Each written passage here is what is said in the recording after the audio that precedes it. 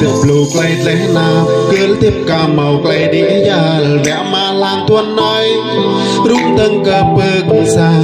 cứ cả màu tè điện té cài tuần ấy có màu xà phò té vai qua tuần nào cuối e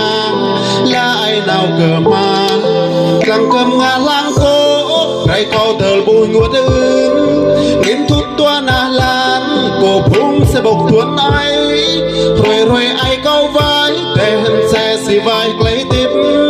khắp tí mi tuần ấy ra nông đồ không cru tơ làm tuần chủ bùi đen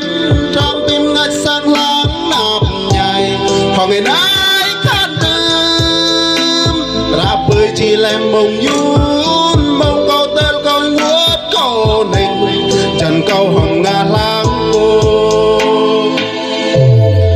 lâm nục tiếp lục lay lẽ nạp cứ tiếp cả màu lay đi ya vẽ mà làng tuần ấy rung từng cờ bực xa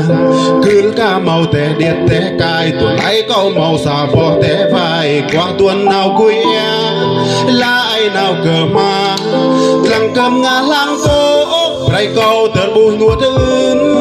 đến thút tuần à lan cổ phung sẽ bộc tuần ấy rồi ai câu vai tên xe xì vai quay tít khắp tí mi tuần ấy ra nông đồ không cru tơ làm tuần chủ bùi đen trong tim ngạch sang láng nạp nhảy họ người nãy khát đêm ra bơi chỉ lem mông nhún mông câu tên coi nguốt câu nình trần câu hồng nga lang cô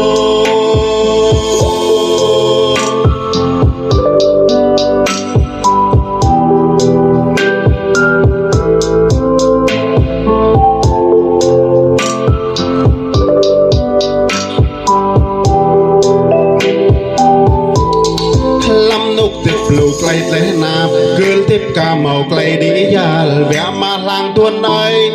rung từng cờ sang tục cứ cả màu té điện té cài tuần ấy có màu xà phò té vai qua tuần nào cuối e là ai nào cờ mà làng cầm ngà làng cố rai câu tờ bùi ngùa đơn nhìn thút tuần à lan cổ phung sẽ bộc tuần ấy rồi ai câu vai tên xe xì vai lấy tiếp khắp tí mi tuần ấy ra nông đồ không cru tơ làm tuần chủ bùi đen